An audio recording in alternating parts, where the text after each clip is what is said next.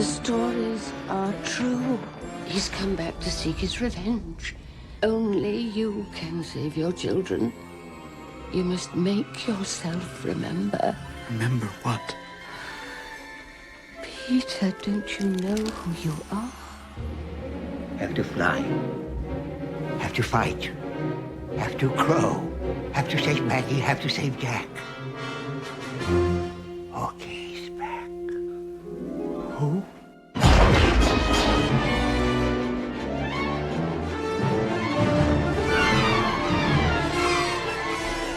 Let's fly! Oh my God, where are we going? To Neverland. Where?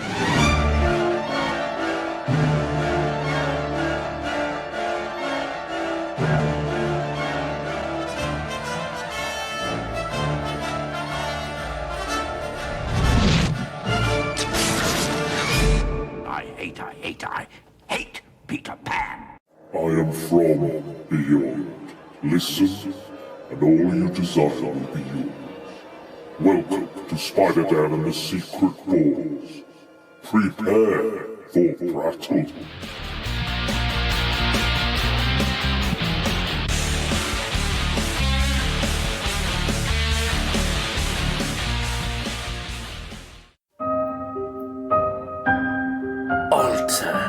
Nativity Stories.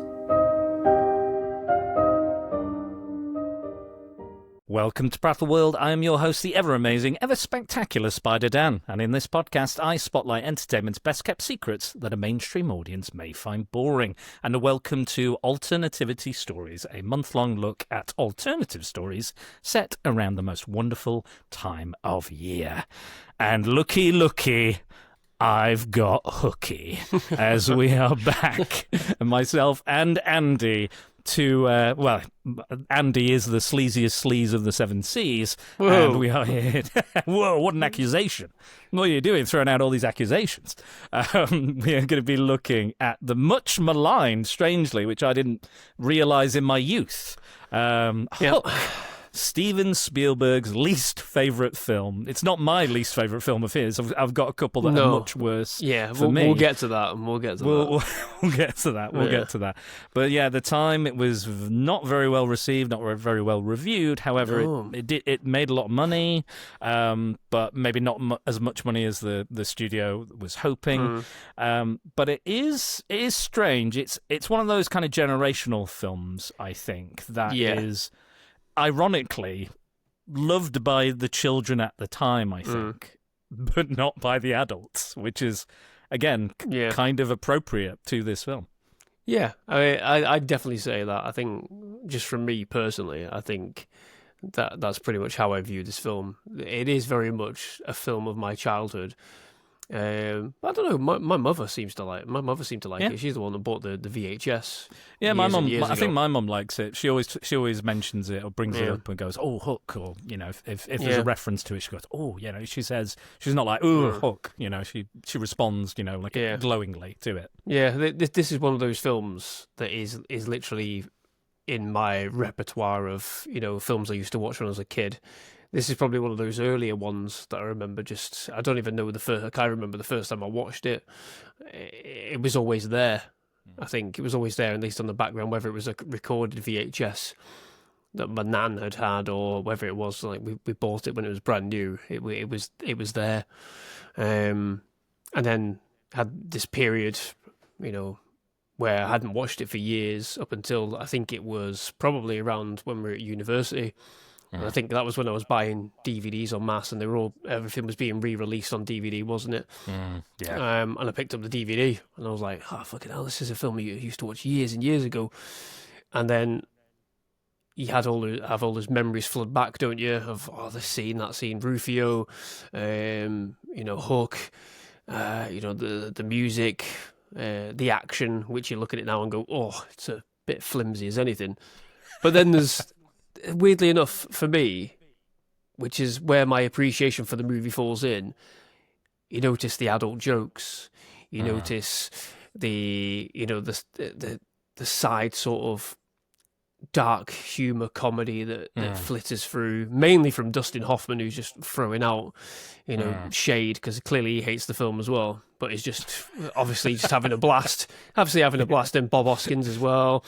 And then there's this wider appreciation for me of, like, especially weirdly enough, the beginning of the movie, like the opening section where it's very much like a family drama. Yeah, really. Yeah, It's really. quite impactful, and like, oh my god, they're literally having like a domestic. Yeah. At one point, like having a really violent verbal argument that terrifies the children, and it's like, oh fucking hell, this is quite dark for a kids movie. Yeah. Oh yeah. And then you've got a really, obviously we'll go into it. I'm kind of just rushing through, but you get there's this moment in the movie, like the middle of the film, after the baseball scene, in Neverland, and you've got this whole long stretch of him just having all these memories flood back to him, which are deeply personal and then really fucking emotional as well, when he's realizing that he's got so much to live for as a person, and all of it stems from the birth of his son.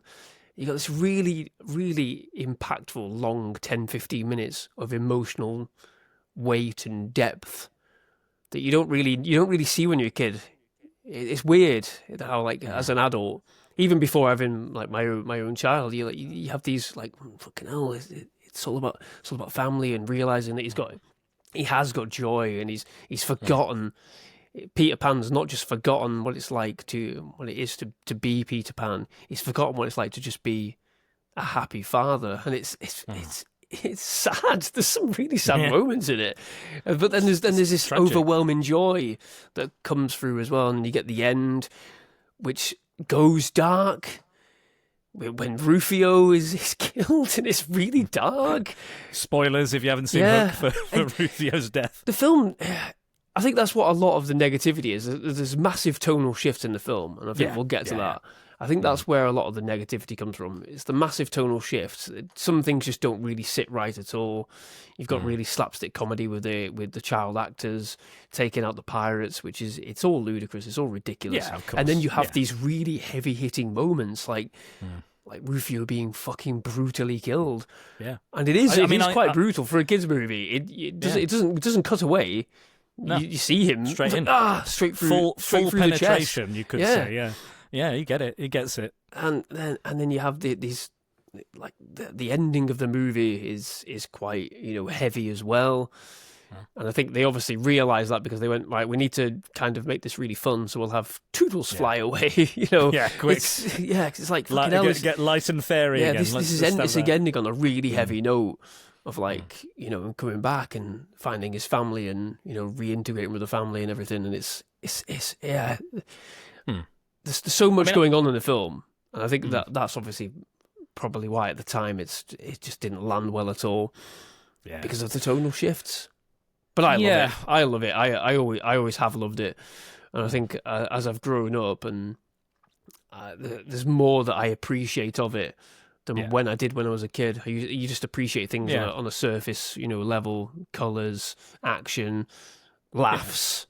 It's one of those, like Nathan says to me, is like he says he saw Goonies too late, which I think that is true. I think I've seen that for people. Like, if you were an adult or a late teen and you're watching Goonies, I don't think you're going to enjoy Goonies as much as you could have if you were younger and you were a child. And again, there's adult themes and stuff going on in there, but there's something to be said for that. And I think that's kind of what and again, I think people had high expectations for what Spielberg's done in the past, massive the worlds expectations. he's created, and he goes on after this to do, was it Schindler's List and Jurassic Park back to back? I'm pretty sure at this point those are the next films for him. So clearly he's much like 1941, which I covered with Jack, and again, if you think Hook is his worst film ever, go and watch 1941. Yeah, I'll just say you're very sadly mistaken, because that film has been buried. Yeah, that's been buried. This hasn't been buried. It exists in cult spheres.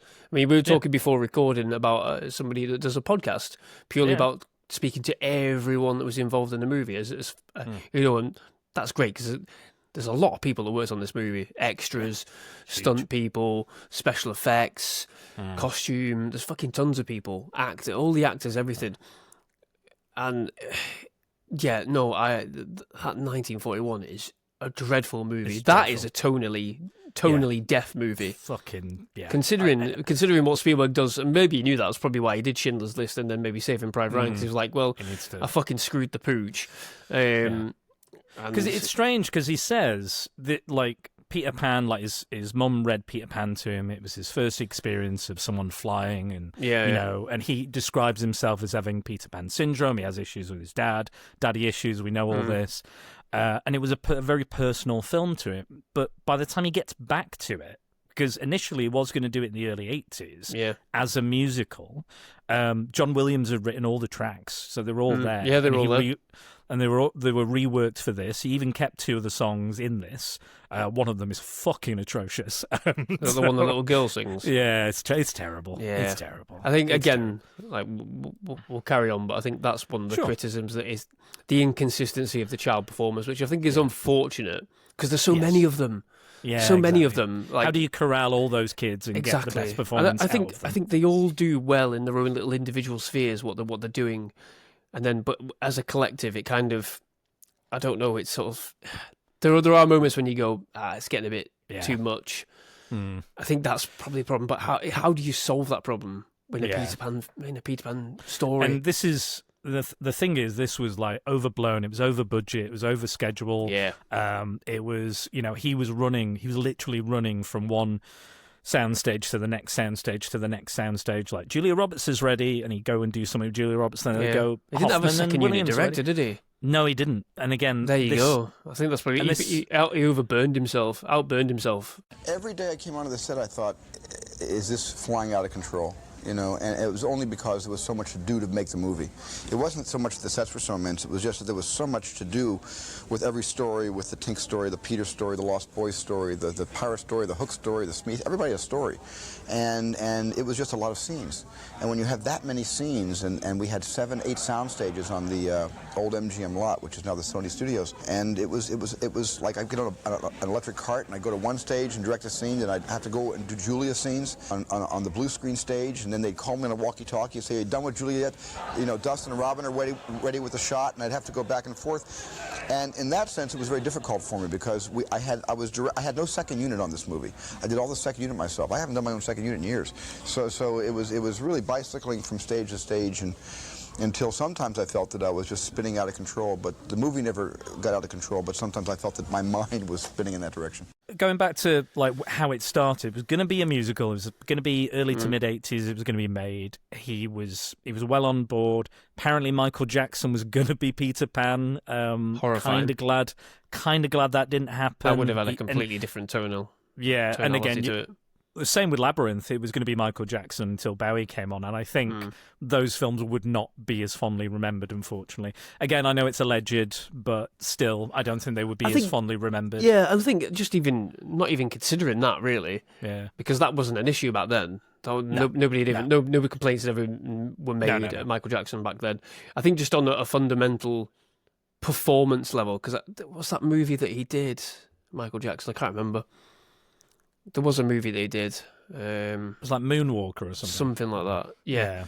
I've never seen it, but I think I had it. Or my dad had it. I think my nan it's like an anthology. It's like an anthology. It's a lot of like, I can see the VHS cover in my thingy. Your mate Joe Pesci's in it. Yeah.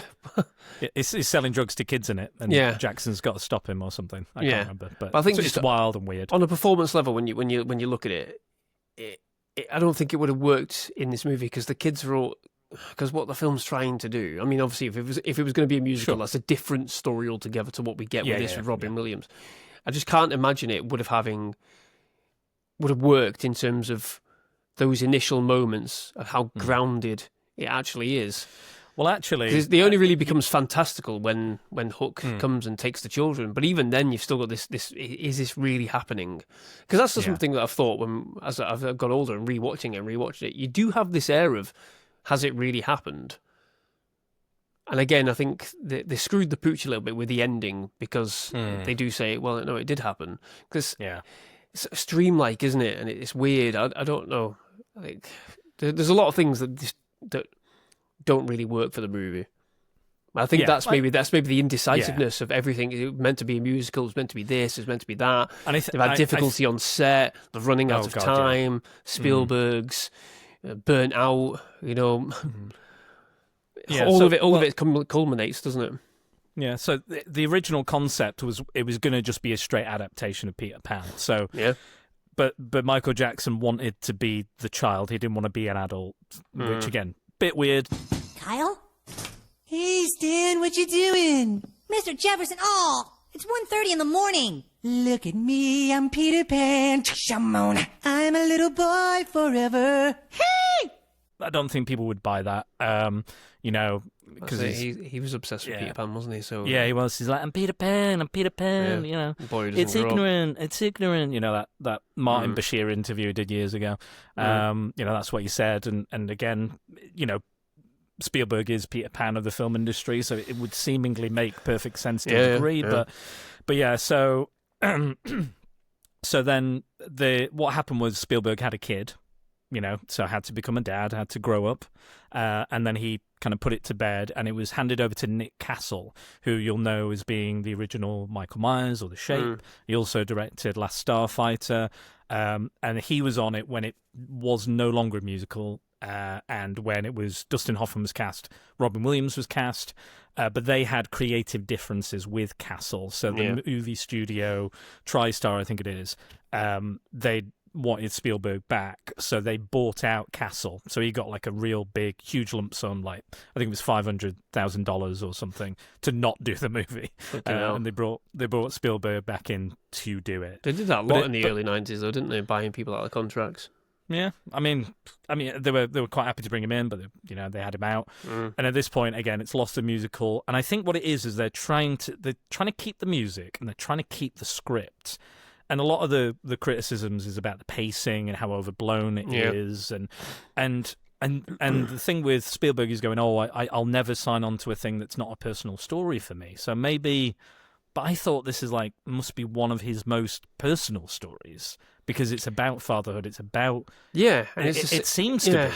Like, it comes across as being a very personal story to him. Yeah, and I've always thought, given what Robin Williams said in the latter part of his life before it sadly went the way it did, I mean, it's a fucking terrible loss. We still feel lost now, don't we? I mean, we can only imagine what his career would be at this point. But even then, everything that he said, when you look at his movies, he says there's always something of him in his movies, and you can see. Obviously, he was, I can't remember how old his daughter is now, but she would have been very young at this point as well when he's filming that. So he's obviously exploring that dynamic as a heavily working actor, having to deal with home life. Those parallels cross in the movie, and that's why, for me, I think this is one of Robin Williams' most interesting performances, because you can see some very real parallels and how honest the performance is, especially in those early portions of the movie when he screams when everybody just shut up. It's like, looking back at it, I don't know why I didn't realise. That's the genie there shouting. That's Mrs. Doubtfire shouting. That's the guy from Jumanji shouting. I knew it was him, but it's how that realization that you've got. That's a very angry scene, and I've never seen him do anything like that at that point. It's like, well, that must be something from within him that's saying, I know what this feeling of frustration is like, where I'm being questioned about, all the work I'm doing, am I spending time at home and all this. That must have factored in. So you've got something that's really raw there, which you don't see of him. Apart from a few of his late films, obviously, World's Greatest Dad, but you didn't see much of him from the time, and it's a shame that the rest of the film, because of its reaction, that's missed. That level of performance been missed because Spielberg says he doesn't like it, and it's like, you're cutting off like the brilliance of Robin Williams in this. Yeah. I know a lot of people don't like him. There's a couple of comments that that say they don't like his particular performances. But for me, it's just like it's just a shame. He did go back because he doesn't like watching it. He said to Mark Kermode and Simon Mayo years ago, he said, "It's not my favourite. I don't like it. I had a lot of issues. Yeah, struggling." Which is fair, Which is fair, and you tie. I've done plays and stuff where I don't really want to think about it or shit talk we about don't it. like. We've done shit we don't like, or we work with people we don't particularly like, or it was a bad experience. So yeah. So yeah, I get it. Yeah. But again, and I'm sure again Dustin Hoffman had his struggles. Julia Roberts clearly had her struggles. Robin Williams had his struggles, and but they still managed to create. I think personally, I really like it as well. In fact, I cried twice watching it this time round. That's how powerful. Because you're an adult, yeah. I'm an adult now, and I'm viewing it in different. I'm viewing it in both of the eyes. I'm viewing it. I'm viewing it as a child, and that's why I think through nostalgia. That's why I think it is a really good film, because it does have its flaws. I'm not going to deny that. It's not perfect by any means, but if you grew up in it, like you were talking about Goonies before, this film is my Goonies. I saw Goonies far too late. I don't.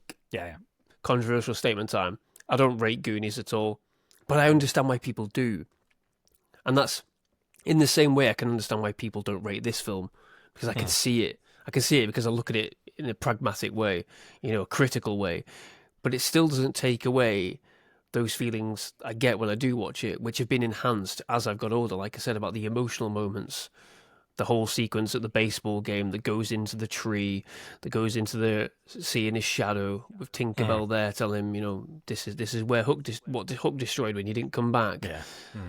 All of that whole sequence, it just fucking gets me. I don't know what it is. I think it probably is just to do with now becoming a dad and all that kind of stuff. But I get that that feeling in your throat where you're like, fucking hell, I'm choking up here. It just gets me, and I don't know why. It never got me when I was a kid, obviously, but it gets me now.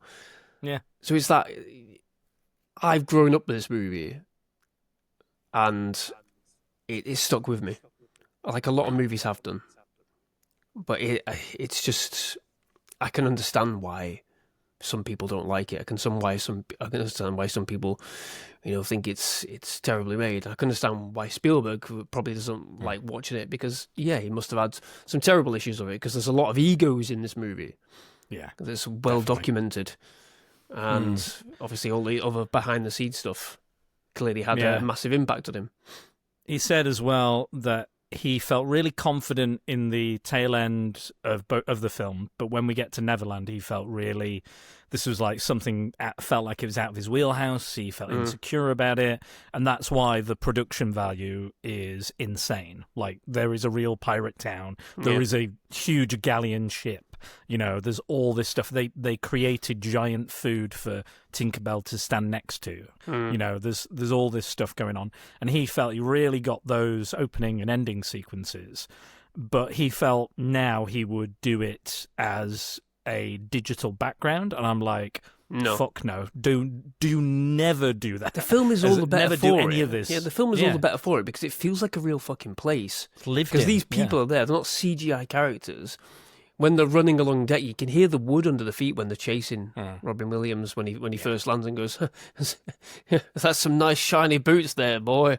And he's like, "Well, you should ask my tailor." Like, the real places, and like you're saying, if you do it all as a digital background, well, that film with Jason Isaacs, where he's Captain Hook, that Peter Pan movie, well, that was all digital. It was fucking shit. So there you go. You know what I mean? Like, and speaking about Peter Pan musicals, the one with Hugh Jackman didn't do so well either, did it? He did a musical? It was like a jukebox musical, that one. It was called Pan, I think. I don't know. I want to say 2015, 2013. I don't know anything about that. Well, that just really, isn't it? Because they do Nirvana. They do a Nirvana song in it. Oh, yeah. Oh, fuck. That was wank. Oh, my God. I blacked that. Oh, God, yeah, I do remember. He's Blackbeard, wasn't he? Yeah, I think so. Because it's a prequel. Yeah, I think it's a prequel to the Peter Pan story. I completely blanked that from my Blank from Sorry. my memory. This is up. Oh yeah, because it's got Garrett Hedlund. Because I was like, Hugh Jackman, the guy from Tron Legacy. I think he's Hook, isn't he? I think he turns out to be Hook. And Rooney Mara. Rooney Mara's Tiger Lily. And I was like, horribly miscast Rooney Mara because she's and then Hugh Jackman is this dark pirate. Yeah, I remember the fucking Nirvana song come on, and I was like, are you being fucking serious? How do they know this song? Jukebox musical. Yeah. Oh, jeez. Yes. I remember it. I really remember it. Neverland made you forget, Andy. Neverland made you forget. Yeah. No, just shit movie made me forget. But there you go. Like, I'm not being funny, but Hook is nowhere near as bad as that, as Pan. It's nowhere near as bad as the Jason Isaacs one. There was a mini series as well where Bob Hoskins came back, and I think it was it Rhys Ifans as Hook.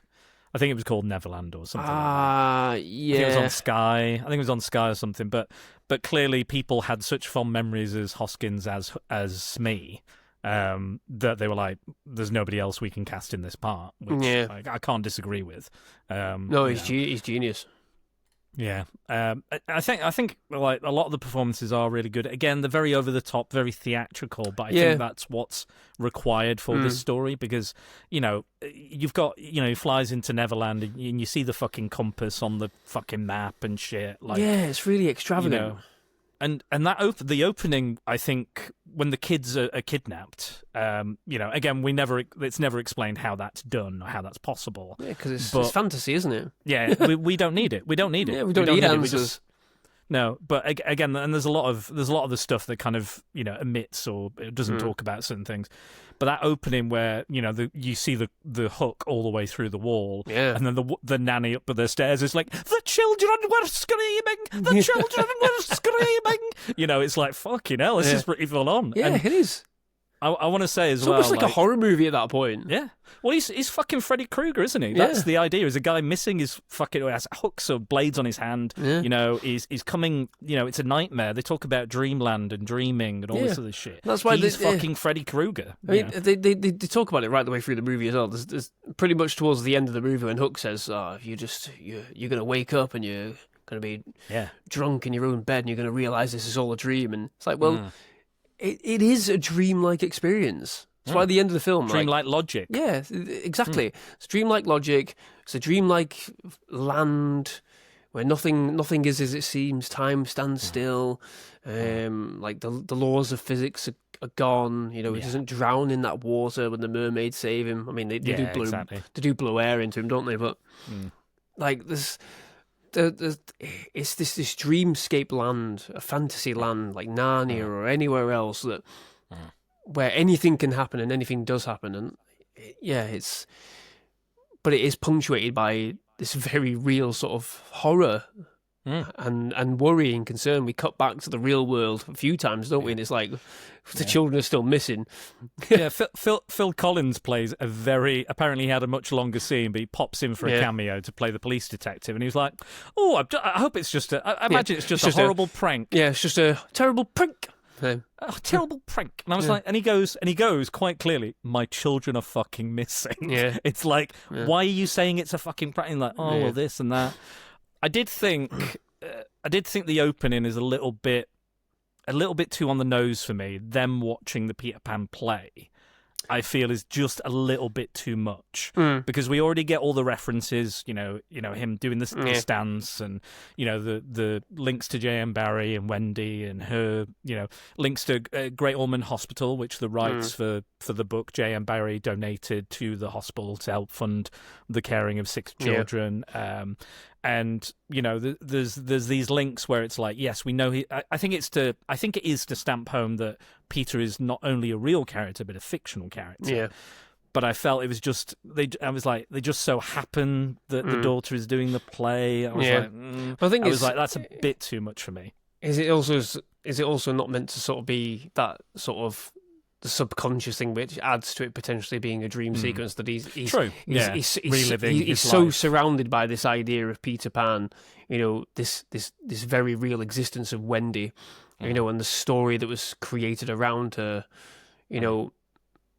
Is it meant to be that, like, Peter Pan's a part of his life because by virtue of his own existence, and it's just there living rent free in his brain, like this movie is. Yeah, could be. This movie is that not meant to be it? Like, when he does get pissed because his children have been kidnapped, or they've gone missing, or they've run off because he was shouting at the mum, that I kind of thing. I would say that as well. I think the underrated performance in this, apart from Dame Maggie Smith, who I think the old lady makeup they give her in this is so impeccable. I thought for years she was that old when she was in like Harry Potter and stuff after that, and I was like, how old is this woman? Yeah, like, well, it took me ages to realise it was the same fucking person. Yeah, exactly. Obviously, Harry Potter came out in what was it, 2001 or something like that? Yeah, 2001, 2002. And I wasn't heavily invested in Harry Potter. I read all the books that were out at that time, but then it was like, I don't know how I came across it. But I was like, that's Wendy. What? Yeah. She looks older. How is she de-aged? And it's just like that thing of like when you're trying to figure out, even though logically. Yeah. Makeup, you just like, but it's not that. How is she this young now? What? The thing is, like nowadays you would cake people in because like you get the Guy Pearce in Prometheus and shit. You fucking cake them in makeup. But back then you could just put like a few bits. Yeah, it was very subtle. It's just dress her in a specific way, give her a cane. Yeah. She's that good of an actor. She has this gait that she's doing, this walk, and obviously the makeup crew. Oh, fucking exceptional. But that's it, the makeup, the costume design, all the way through the movie is fucking superb. Yeah, right. Set design, production value. Like you were saying, he threw everything at it because he didn't have confidence in the middle portion of the film, in what was there on paper. So he threw everything else at it. Yeah. But it looks superb. It looks superb. It feels superb. Yeah, there's some windy fucking CGI and shots and whatever, but sure. It's all practical effects by and large. Yeah, and it looks good. Even like the stunt work when obviously it's clearly not Robin Williams doing 20 backflips and stuff. Yeah. It's clearly not him. But at this point I believe it. I'm on board. I'm in. I don't care. Even the optical effects, I think, or however they did it, or the matte. I think the matte paintings are amazing as well. Yeah. Like how they blend the matte paintings in. It's fucking incredible, I think. And I feel like that carried over from the musical version a little bit because. I feel like this set could quite easily be a set for a musical. It's got that old Hollywood feel. Yeah. It's all real. It's all tactile. Even though it is, again, a very highly stylized, very imaginative world, within that world it feels real. You believe it. You believe... And again, there are...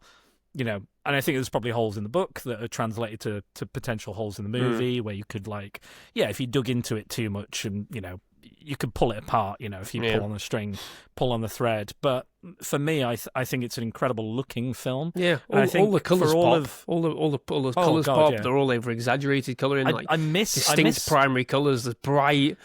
They catch your eye. They catch you when you're like, oh my god, there's snow and there's blues and there's reds and it's nothing's diluted in any way. It's literally just here's the colour yellow. Fucking blue or grey or green filter over the fucking thing. Yeah, it's just items. This is yellow, and it is yellow. It's like the brightest yellow you've ever seen. And I will say this: I read that Wicked was the director of Wicked was actually inspired by Hook, and I can see it because he used a lot of practical effects. There's a lot of colour. Again, this was supposed to be a musical, so there is, and I think that's maybe where the pacing issues come in because you go. This is where you'd have a song, or this is where you'd have a song, or this is where you'd have a song to break this up. And I think there's still that, it's almost like they've gone and then chickened out at the last minute almost. Kind of, it feels like that. And again, this is not me knocking the film because I again very much enjoy it, but it does have that essence of a musical without it being out and out a musical. Yeah, I agree. Yeah, But yeah, let's talk about some of the best things. I think the most underrated performance in this is Moira, the mum. I think she is. I mean, she just barely gets any screen time whatsoever, but I think she's phenomenal. She nails every single line and has such pathos and joy and fun. And you know, she throws the phone out the window and she's like, "I'm sad for the deal." He was like, "You hated the deal, but I'm sad the way you feel about it." And she's this guiding light. And again, you can feel her joy and her sorrow, and the children are missing. And again, at the end of the film, where she's like, again, getting very serious, the children are missing. And she's like, I dream that sometimes they're just in their bed, waking up, and I'm here, and they do it. And she's like overjoyed, and then she's kind of accepts the Tootles thing, and flying off quite well. I'm. That's right. That ending doesn't fit for me because it doesn't really. There's actually a guy flying here right now, which is fucking bizarre. But just going back to when she says, "Even when I look now, I can still see them in the beds," and they're actually there. Yeah, it's weird because she's like, I can see them, but I know they're not there, but they actually are there. And then when they sort of surprise her, her reaction, I think, is one of those really underrated emotional reactions where she just like collapses to the floor.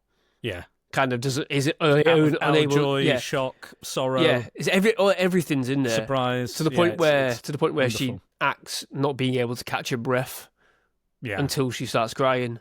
Because they're there. That's a great emotional reaction. Yeah. Absolutely inch perfect. Caroline Goodall is the actress's name, and she is fantastic. Yeah. She was also in Disclosure, Schindler's List, and yes, she was. She's Oscar Schindler's wife. Yeah. Yeah, there you go. So yeah, she did. She clearly made an impression on Spielberg in this, and I think given her limited screen time and what she's doing a lot of the heavy lifting. I think emotional heavy lifting, throughout the film, her and Wendy Darling are doing that, and I know we do spend a lot of time on it, but I do like Robin Williams' performance while he's not being Robin Williams. I think. One of the criticisms of the film is that it takes him a while to become Peter Pan again, and I think you've cast the best. And again, I'm not agreeing with it either, but this is one of the criticisms I read was that it takes him too long to get to the point because Robin Williams is the child. He's the man-child, isn't he? He's constantly bouncing off the walls, making gags and jokes and, playing around. He'd delay filming on this because someone would laugh at a joke and he'd do a whole set for 7 minutes. And like Spielberg's like this. He's like, come on, Robin, you're killing me, man. So we've got all that. But, the problem people, a lot of it had was that they wanted to see Peter Pan. They wanted to see Neverland. And there was a delay getting there. It was like when people said, 2003 Hulk, they go, we don't see the Hulk for an hour into the film, So there's that problem that people had with it, but it's revealing your hand, though, isn't it? You could have the same criticism about Batman Begins, and the same criticism about Godzilla, the remake. I think people definitely had that. Yeah, it's all about pacing and reveal. For me, and I disagree with that because we're on his journey. We're on his journey where he's trying to figure out who the fuck he actually is, and that's not just as Peter Pan, it's as Peter Banning. So when he becomes Peter Pan, he also realizes who he is as a person back home as well. That's the whole point of that. Yeah. He remembers who he is as Peter Pan, but that allows him the opportunity to let go of Neverland and embrace being a father who's there for his kids, because he's there for all these kids in Neverland at the same time. To go back to superheroes, I think it's like the first series of Daredevil. You don't get the red suit until you've earned it. You don't get to that point, and then when you do get it, it's worth it. It's worth the wait. It was worth the trials, the tribulations, the journey. And again, I think this is a far more interesting idea. This, in a weird way, this feels like a legacy sequel before there was legacy sequels, even though I know this is not technically a legacy sequel. A lot of people go, because it's made by Sony. It was made by TriStar, Columbia Pictures. But but it's not a direct, of the Disney film, the famous Disney film, though it does, again, have all the elements and makes references to, but it almost feels like that the characters got to I think that's rediscover because themselves. We all know the story because of the Disney movie. That's the thing. I think it's one of those movies like we already know the story of Peter Pan, Wendy, John, Michael, the Lost Boys. We already know that because it's. I mean, the cleverness of Hook is like it doesn't patronize you as an audience. It goes, well, no, you know the story of Peter never Pan. talks down to you. Let's show you something that might have happened to him after this. What happens if this is real? If it is real, so. Yeah, I find it a bit baffling that people are like, "Oh, why is it not Peter Pan sooner?" Because how would that really work in this movie? Yeah. How would it really work if you think about it logistically and logically? How would it work in this movie if he arrives in Neverland and goes, "Yes, I am Peter Pan"? Well, what then? What happens next? Where's the journey? Where's the development? Where's the arc with his son? It'd be a totally different story. Yeah, his son who horrifyingly, which I only sort of was made aware again when I became an adult, that his son is forgetting who he is. Yes. Yeah, forgetting who he is. The daughter's the only one that keeps like that groundedness, because even it's her line. Even it's Peter her line that says Peter towards the end of the film, he's forgetting that when he becomes Peter Pan, that's almost him forgetting that he's supposed to go home after it all. Yeah, so there's this. He forgets he has kids, doesn't he? He talks to Peter Pan's got kids. He goes to Tink. He's like, we've got to save your kids. And it's Tink that brings him back. He says, "No, you need to go and save them. That's why you're here. You're here to save us, but you're also here to save your family." So there's that moment. So I honestly forgot that at that point his son is forgetting who he is. He's pretty much about to become Captain Hook's successor in a weird sort of like taking over the mantle way, almost like Captain Hook's grooming him to use his body as a vessel, which is pretty fucking dark to think about. But that's the way it's going. He's dressing him the same. He's showing him a hook that could be his. I'm going to pierce your ear so they can be exactly like mine. It's going to hurt. There's a lot there, and I just don't understand. Like, we wouldn't have that journey for any of these characters. It's bizarre. I mean, you could get rid of Tinkerbell's journey. Maybe you could. Tinkerbell's journey's a fucking joke. Well, let's talk about it. So she was no Julia Roberts, coming off the success of Pretty Woman. Very, very, a top talent in Hollywood. Very, desirable as a star. Was doing very well. She comes in, wants to work with Spielberg. Spielberg wants to work with her, and she was known as Tinker Hell going into this because she was having a bit of emotional kind of issues and psychological issues, and she'd had a pretty nasty breakup with Kiefer Sutherland. Here it is. So I'm gonna before we go into, let's give Julia Roberts her side before we go into all the other stuff, but. Julia Roberts met Kiefer Sutherland in the 1990s when they co-starred in Flatliners, which I covered quite recently, in August 1990. So Roberts and Sutherland announced their engagement with an elaborate studio-planned wedding scheduled for the 14th of June, 1991. So this film came out in December 1991. Roberts broke the engagement 3 days before the wedding, allegedly, because Sutherland had been meeting with a stripper named Amanda Rice. Sutherland denied having an affair with Rice and said that they only met because he liked to play pool. Yeah, sure. And on the day that he was supposed... I like Kiefer Sutherland as well. Fucking hell. I know, me too. Fucking hell. On the day that he was supposed to be, and the day that she was supposed to be at the wedding, Roberts went to Ireland with Kiefer Sutherland's friend, Jason Patrick, so his co-star from Lost Boys. Yeah. So that's where she's at the moment. So to give her credit, she's probably not in the best place. Yeah. She was recording entirely on her own on the soundstage. Yeah, there was no other actors meant involved. To be fucking tiny. She's not acting against anyone. No, so she's probably struggling with that a bit. I think Spielberg was fairly diplomatic about what he said about them working together. He said it was a very a bad time for them to work together. It was not a good time for them to work together.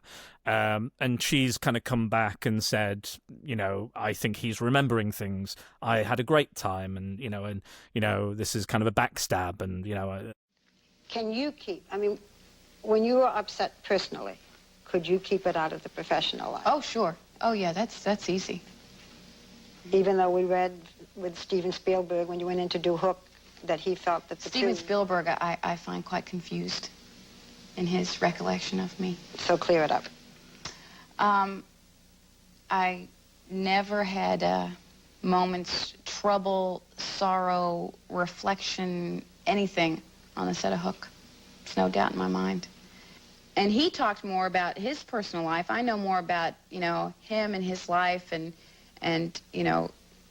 Amy Irving and what have you than I probably said about my own life, But even that was quite conversational, and that wasn't sort of like saying, oh, my God, you're never going to... It was just, so I find it, I find him to be, unfortunately, not as good at remembering the time that we spent together as I am. He's been asked whether he wanted to work with her again, and he's kind of denied answering the question as well. So again, there's very little, like, on these Blu-rays and 4Ks, there's very little like new documentary footage, which probably due to some allegations against Hoffman and Julia Roberts and Spielberg not really wanting to talk about, and Robin Williams being dead, and Bob Hoskins being dead, so they probably don't want to kind of go down that because it was a troubled production. Yeah. But that's kind of where she's at in her life, in her career at that moment. She apparently delayed at least 2 weeks of filming because she had to check herself into a psychiatric facility as well. And there was another one where I think she went off. I think when she went off, maybe she went off with Jason Patrick at that point. I think there was another week when she went off with him. So that's where she is. So I'm, there's some sensitivity towards this, but apparently, she was not, she was rude, she was obnoxious, stayed in a trailer, didn't talk to people, things like that. But again, I've other than hearsay, we can't really confirm or deny what she was like. But yeah, talk about this version of Tinkerbell and the performance anyway that she gave outside of all this kind of behind the scenes stuff. I think it just has that weird feeling of it just being completely separate at times from what's actually going on. I think the only good sequence again is that sequence for me in the tree when she's helping him figure out who he is, because she's not doing anything loud or anything at that point. It's quite understated, that moment. I think the first kind of sequence you have when she appears in the house and she pretends to be dead. As I've got older, it's a bit like this is quite terrible. Just the writing is shit. It doesn't do any help, I think. And that's the thing. When I look at writing, I'm like, is this helping the actor? Is this helping the actor that's helping me understand and appreciate what's going on? And I think for her, it is a combination of the writing just didn't help her. Clearly, she's performing to fucking no one. Nobody's responding to her apart from probably some intern sat there giving her the opposite lines of dialogue from Robin Williams. And I think, is there not another way that could have been done? Like in a sound studio with the other person opposite you, and then put the dialogue on top of a performance after that. I don't know. But there has to have been a better way where she's just not stood there on her own, improvising on this pretend dollhouse stage, just on her own. And I can appreciate the difficulties. Yeah, and sure. She was obviously going through a lot of the time, but I don't know. They put a lot of emphasis on Tinkerbell in this, when we know she's a silent character in the Disney one. I'm not sure about the book. No, I'm not sure about the book. I'll admit I've never read the book, so I can't comment. But you have this image, don't you, because of the Disney film? I'm just wondering, I'm not saying she should have been mute throughout, but they put this massive emphasis on her as being this potential I don't know, this love triangle situation, love interest, and I think it feels so hollow and it feels so tacked on because you're like, well, but he's got a family. What are you doing? Yeah. And she does say it herself. She goes, no, but it's him that goes, oh no, Moira, I love Moira. It's like, well, what is she doing here? Because she does say you need to go and find them. Well, what are you doing then? Why were you initiating it? It just doesn't make any sense. It doesn't make any sense. Yeah. And then when she does blow up, maybe could they not have done that? Could they not have done that sooner, where she blows up in full size and goes, "Oh Christ!" Well, this is because you've come back. Things are in flux. Neverland's changing or readjusting. I'm big now. Yes.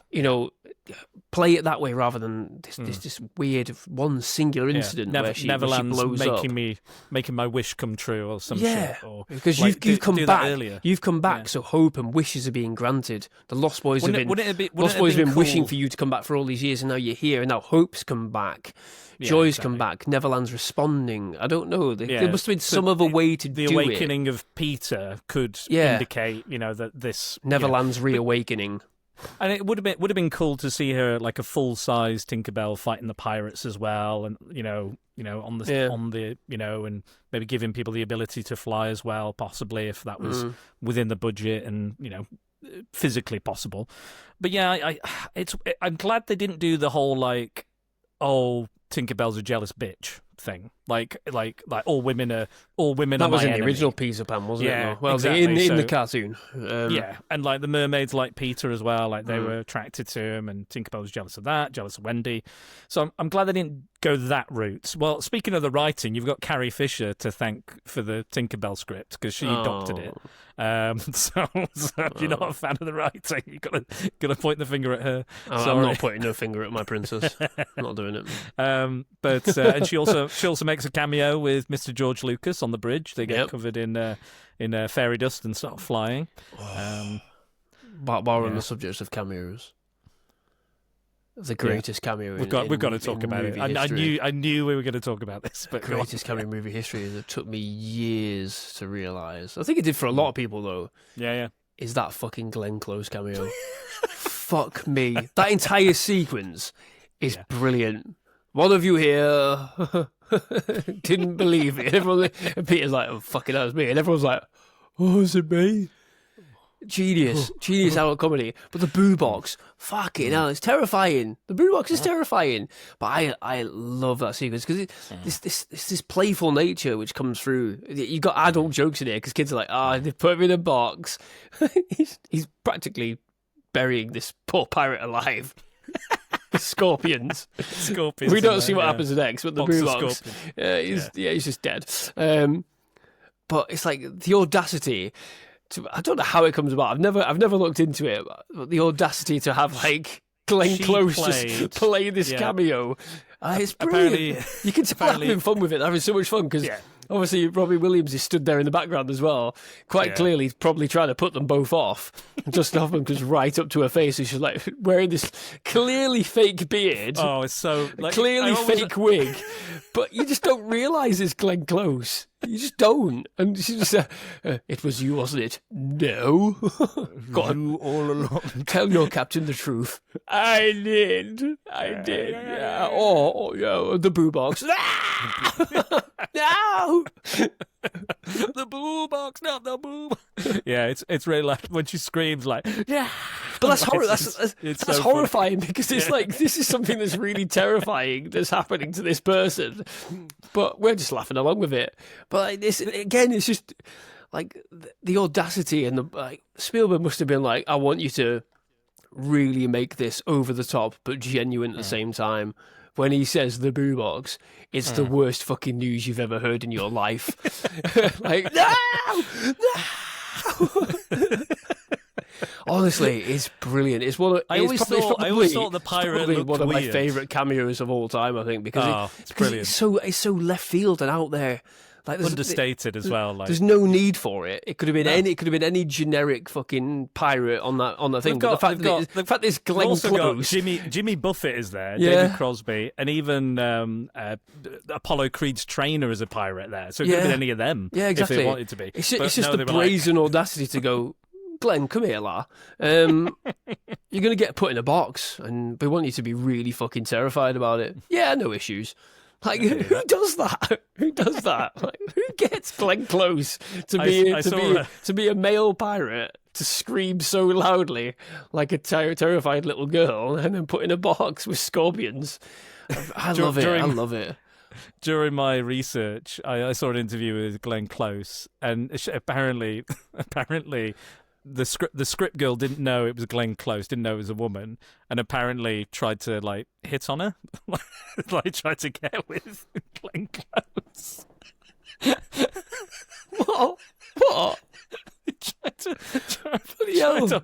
Tried to hook up with Glenn Close.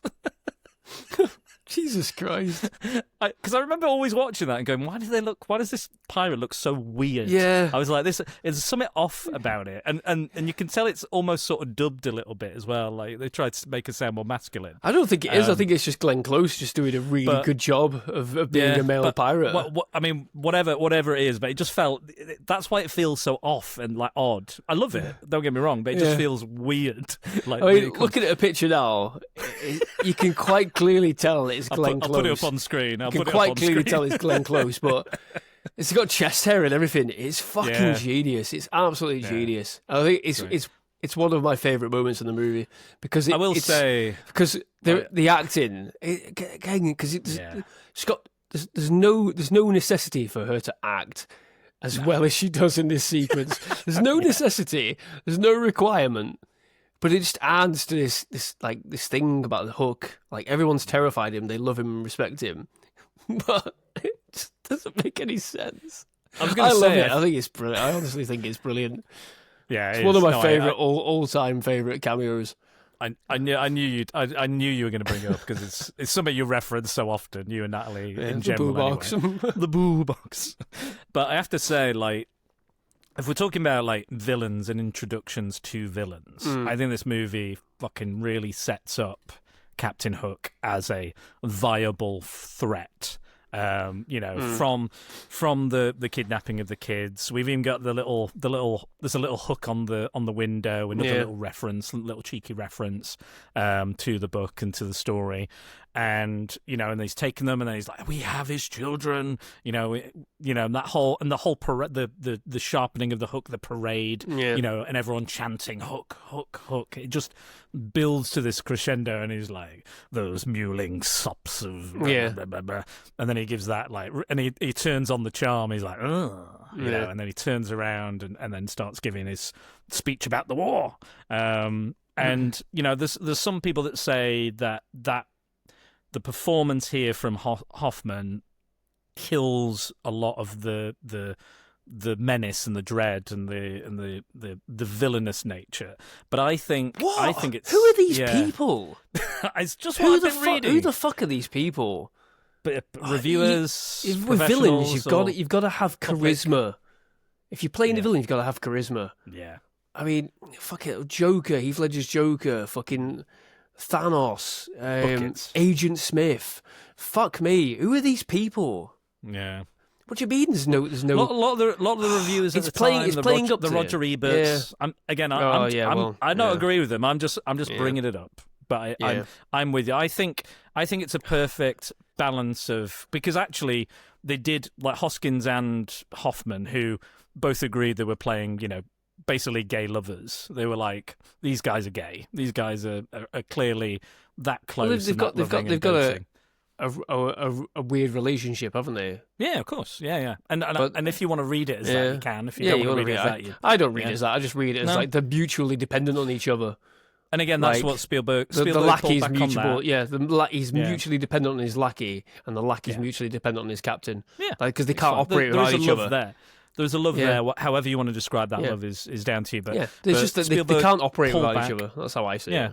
Yeah. Spielberg pulled back on that a little bit, and they pulled back on the comedy as well to make sure it wasn't too playful. But I think he's a pantomime villain. Like, if you look at the original, of course he look fucking at Disney. If you look at the Disney thing, he's he's very charming in that and very over the top. And when he all the clocks are going off and the crocodile's there, it's there is still menace to him, but there is that playful nature to it as well, because it is a kids' film. Ultimately, it's a kids' film, but there are adult elements and jokes as we've talked about. But ultimately, that is the story. And I think if you didn't do the pantomime version of that to a degree, and I think that's what people like about Captain Hook. And I think if you I haven't seen Pan or Peter Pan, but I reckon they're pretty over the top performances. Jason as well. Isaacs' performance is over the top by a long shot. There you go.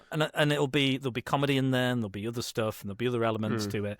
But yeah, like you can have a menacing villain while still having those, Gary Oldman in Leon is hilarious in some scenes, but he still has fucking menace. And I disagree. I think because they're actors that understand you need to have a level of charisma. Your audience has to almost root for the villain to be invested in them.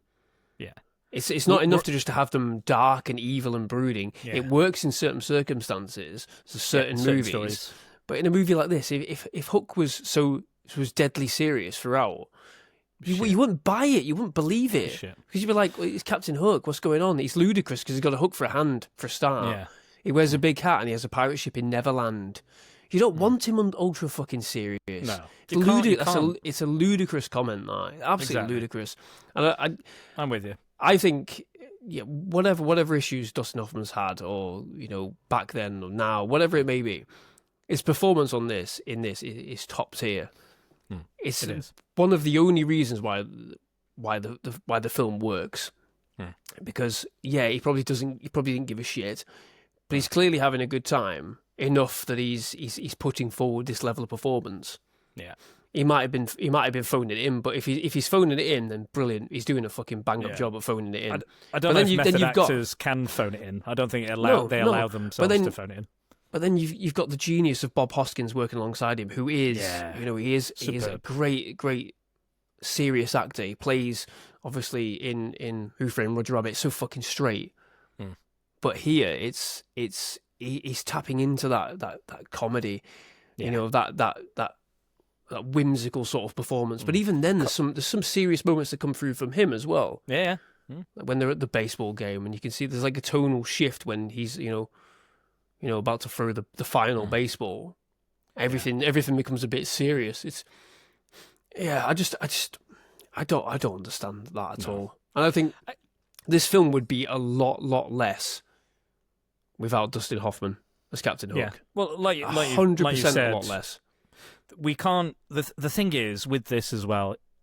Peter has become Captain Hook, and Captain Hook is on his way out. Yeah. So they're both trying to get. Like he doesn't want to kill this fat lawyer. Kill the lawyer. He doesn't want to kill the lawyer. He wants to kill Peter Pan. The challenge. It's not good form. It's not good form. It's not. And that's there's something interesting about that. If he was a true out and out villain, he'd be like, right. Because Smee goes, it's him. I've got his dental records. I've got his blood work. I love that. It's like it's such a innocuous thing. Again, you only realise that when you're an adult. That joke goes, well, yeah. Well, how can this be him? Well, yeah, if you look at it, like, here, hold this for me. He puts it in his mouth. He's like, yeah. Well, if you look at this, it's got the scar. Yeah. And it's like, what do you mean? Like, I've got his dental records right here. I mean, look at this. Like, it's showing everything. Yeah. It's funny. It's so simple. But you go, how the fuck have they got that? Like, what? It's just. And that's it. And like he wants the war, he wants the challenge, he wants to go out. Like he has this whole one of my favourite scenes in the whole film is the suicide scene. It is funny. I don't care who you are. I understand suicide is not a funny topic. I know that dialogue off the top of my head. The way that scene is played is hilarious. I could watch that all day, every day, because it's two quality actors absolutely nailing everything they need to nail in that scene. Dialogue. I love the bit where he's like, I've come to the end of my life. I'm going to not suicide. Again. And he's like, it's what, again? Yeah. And he's like, come on, play with the ship. All this. And he goes, I love the moment where he's like, yes, I'm going to kill myself. Goodbye. Goodbye, Smee. All that sort of stuff. This isn't Smee. My finger is on the trigger. Don't try to stop me, Smee. Don't you dare try to stop me. Try to stop me. Huh? Smee. You better get up off your ass. This is not a joke. I'm committing suicide. And then Hook turns it around and goes, "Don't ever do that to me again, Smee." Oh, I'm sorry. Yeah. Oh, I want Kisses to die. him. Oh no! You don't want to die. Come on. And I love Hoskins is like, I've just had an apostrophe. I think you made an epiphany. Well, yeah, it's such a theatrical scene now. It's almost straight out of a play brilliant. Because it's snappy. It's snappy. This whole thing is based on a play. Yeah, you know, but that's it. The dialogue is snappy. It's back and forth. Clearly, they're invested in what they're doing at this moment in time. They're playing off each other. They're enjoying it. Yeah, okay, maybe Dustin Hoffman's like convinced that fucking kid to never act again because he said it was a shit job. It's like, what? Really? Okay. Which one was it? Do we know which one Jack. it was? Jack. Oh, Cosmo. Yeah, I'm sure. I remember reading that basically they had the conversation. And he was like, "You don't want to be doing this for like the rest of your life or something like that." And it's like, oh, this is a shit job kind of thing. Yeah, don't bother. Become an it's accountant. all and good saying that, Dustin, when you sat there playing Captain Hook and Spielberg movie. But then on the other side, so we have to talk about Rufio, the original character in this, who, again, stole the show. Again, talk about entrances. His is very 90s, coming in on a surfboard, fucking wakeboard, whatever you call it. Comes in, everyone's chanting, Rufio, Rufio, Rufio, and all that. Yeah. Flips in. That's a great scene, that whole, kill the lawyer sequence. That's amazing. I'm not a pirate, I'm a lawyer. I'm a lawyer. Kill the lawyer! No, I'm not that kind of lawyer.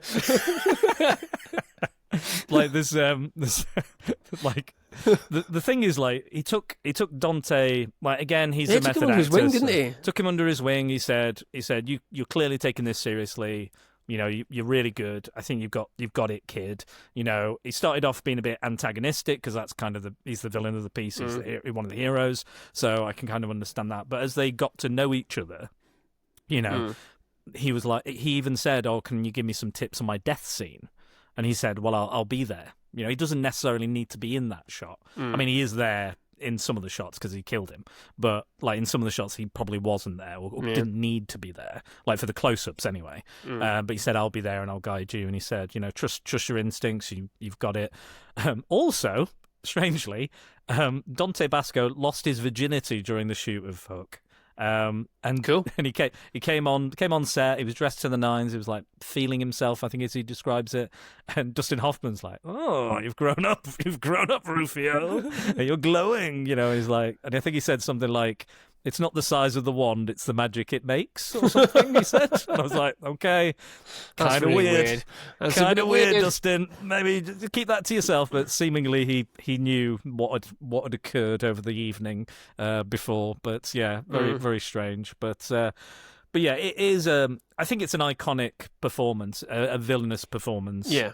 One of the best of the 90s, I think, if not more than the 90s, of a kind of a classical pantomime villain. You know, and there is theatricality to this. There is, and I'm sure J.M. Barrie didn't spend that much time working out the fucking lore of everything, and he's not a J.R. or Tolkien. I'm sure there's a lot of fucking holes we can pull in the stories. There's no Native American characters in this version, which, for good or for ill, they tend to be it tends to be mishandled every time it's done. So maybe that was a good thing that they didn't really include that sort of aspect. But yeah, I think the kid actors. I mean, I've got some of my favourites. I like Thudbutt, who's the big lad. Who have you ever seen the prop where he's, when the ball?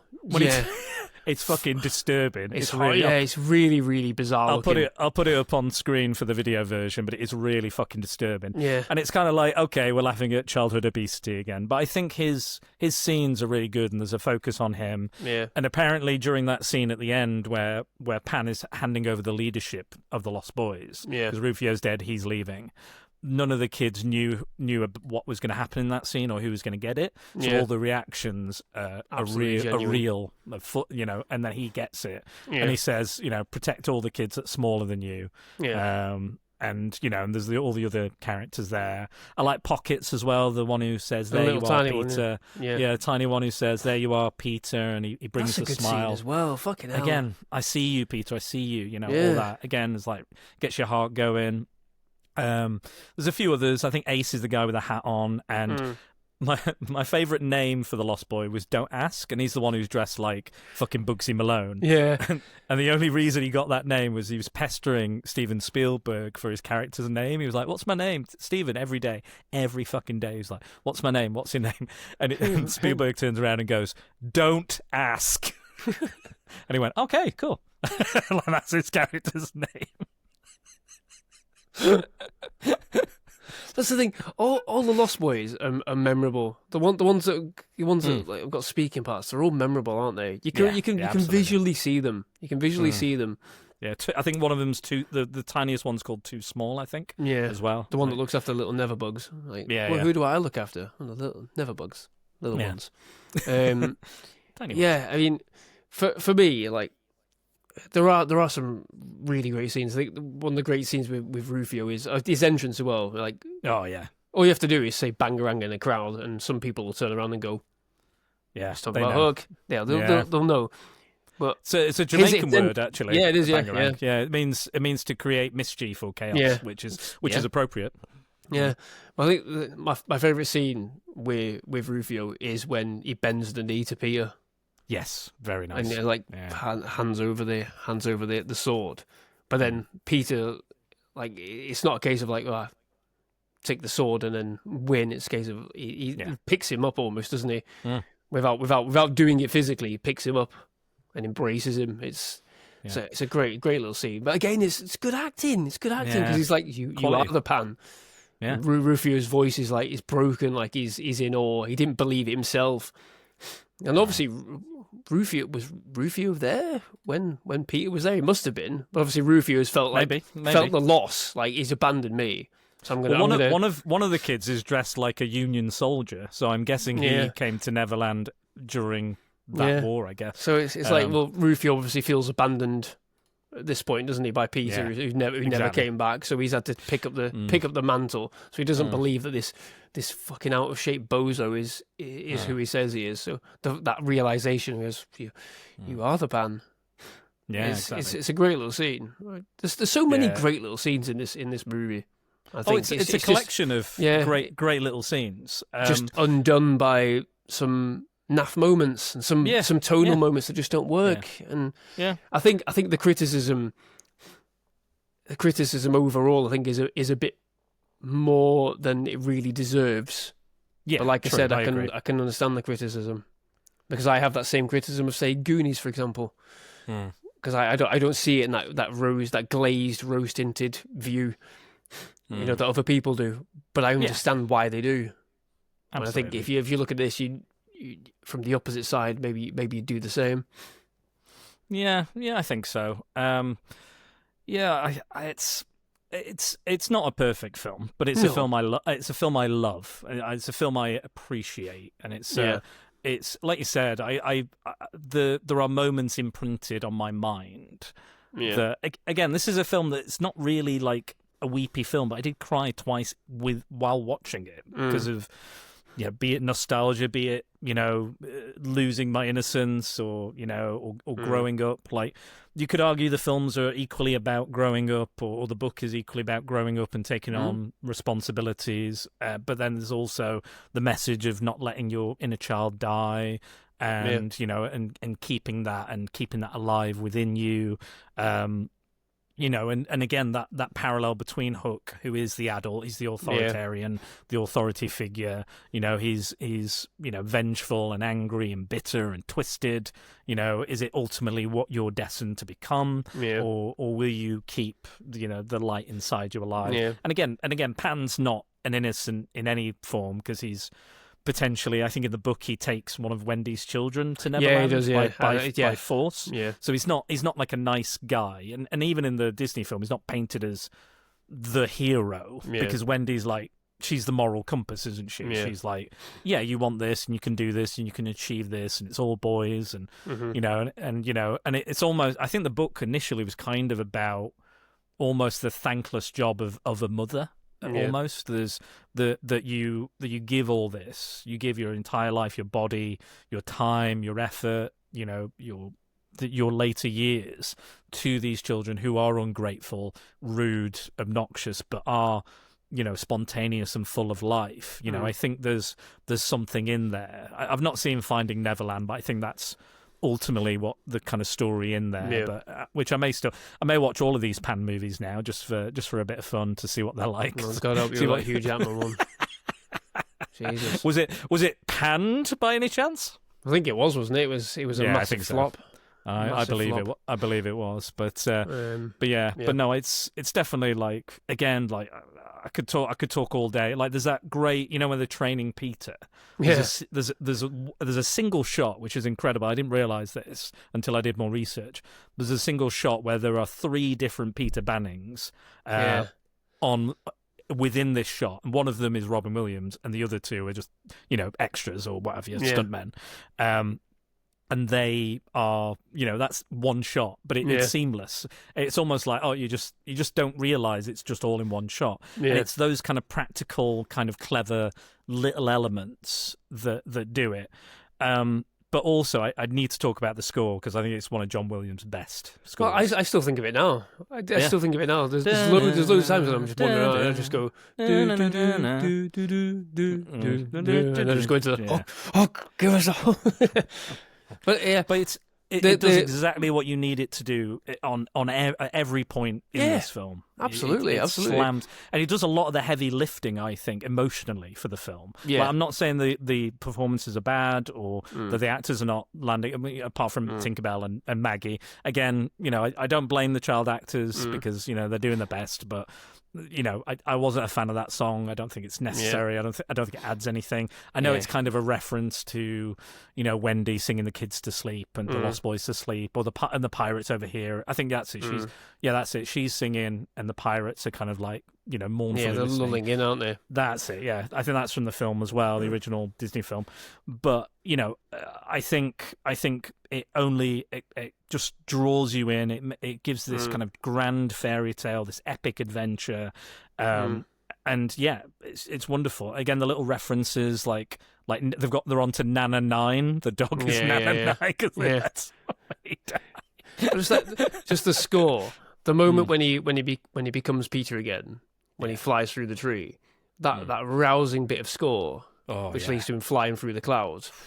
That gives me. There's only a few scores out there, few songs that sort of give me that always giving me that sort of tingle sensation. Yeah, because I've got a playlist of movie scores that sometimes I listen to when I'm coming home from work or going to work when I just can't listen to anything else. No, and there's only a few musical numbers like from scores that sort of give me that chill every single time.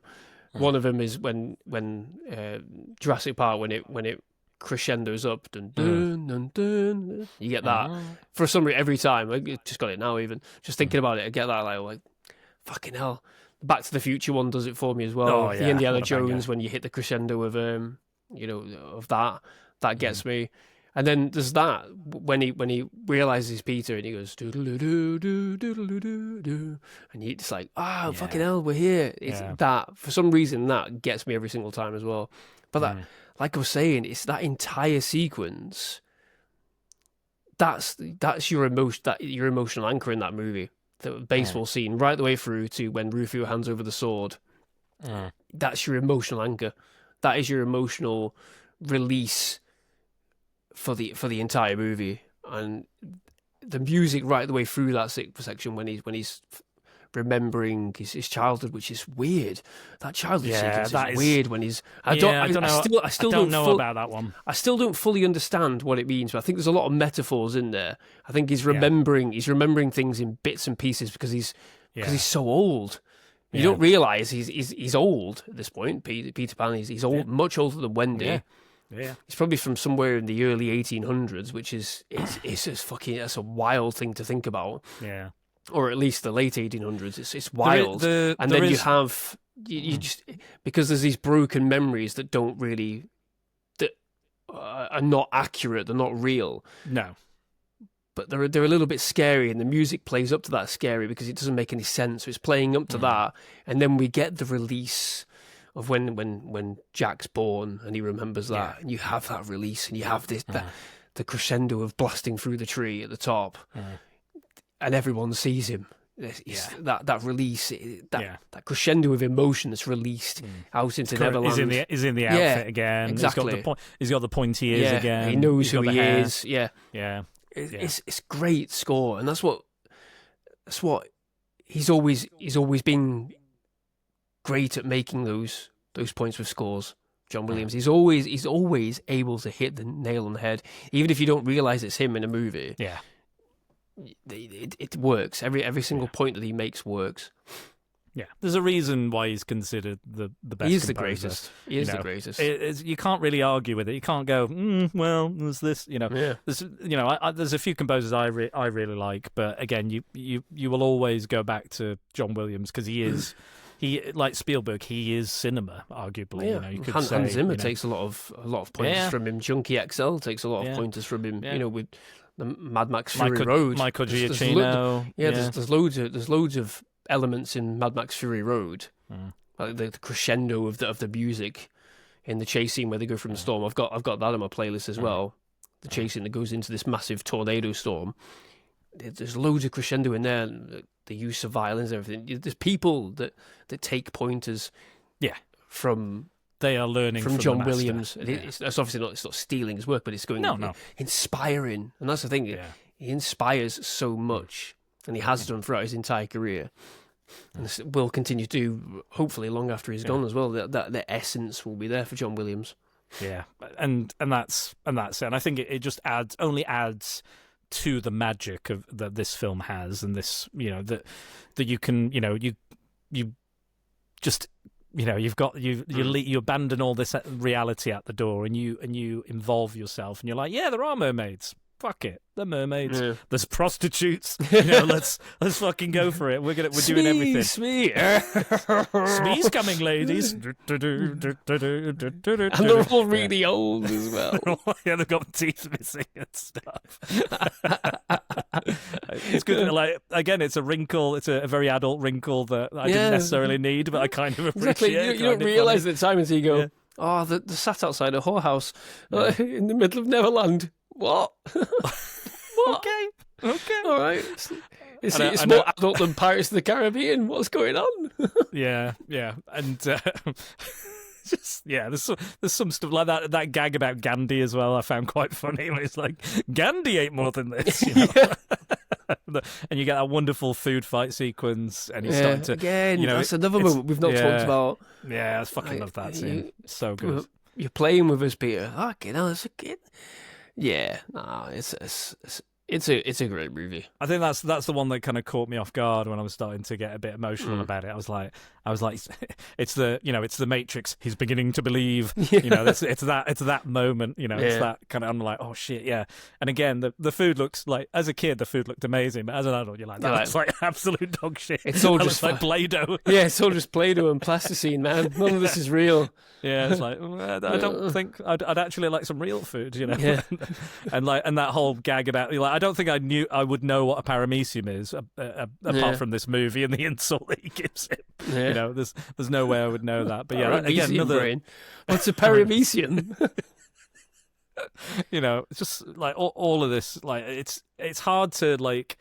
Again, I brought up a lot of the criticisms, Again, that him running away in a carriage is weird to me. I don't. It's not like I was saying. It's not exactly wobbly. Yeah, no. It's not exactly as that. I don't think there's more to it that he can't remember. Sure, it's just vague because of Neverland. It's vague memories because of how old he is. I do like that line. Yeah, I do like that line though that Maggie's saying because the thing with Jack is that he's old enough to not be a child, or he's coming out of childhood, so he's not connected to the deep love and compassion he has for his dad, despite all of his failings.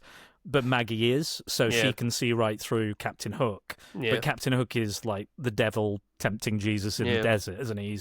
He's saying, well, he did forget your game. He went to a play, but didn't go to your game, did he? And like plays the kids off against each other.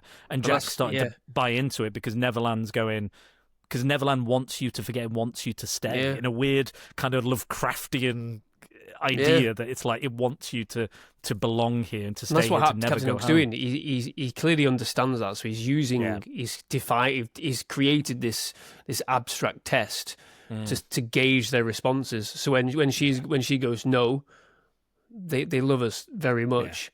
She goes, well, flug the maggot, because he's obviously he knows he's never going to win her over. He knows he's not going to be able to corrupt her, but he can see and sense that Jack, in his emotional flux of thinking that, oh, my father, why didn't he fucking save me? Why didn't he save me? All he had to do was reach out and save me. Why has he not done? Because we get to that point later, don't we? He goes, all he had to do was reach out and save me, and he didn't. He didn't even try. So there's emotional flux there that Hook is able to manipulate using the power of Neverland that's right there. Another great scene is when they're in the broken clock shop. And he's pouring out all of his... But that's Jack basically giving up. So the smashing of the clocks is symbolising he's stopping time. He is stopping time there, because this is where he's leaving. Yeah, his old life he's leaving behind. his world behind. Yeah, exactly. He's closing time on all of these emotional moments, these emotional outbursts, these feelings that he's got. Yeah, and memories of his father. Killing his love for his dad. Really, effectively, he's going, I give this up, and I do like that line from Maggie, because again, the memories there, all of their memories are a bit spotty. Like even when like Maggie and Jack see their dad and they go, Dad, and they go, wait, is that my dad?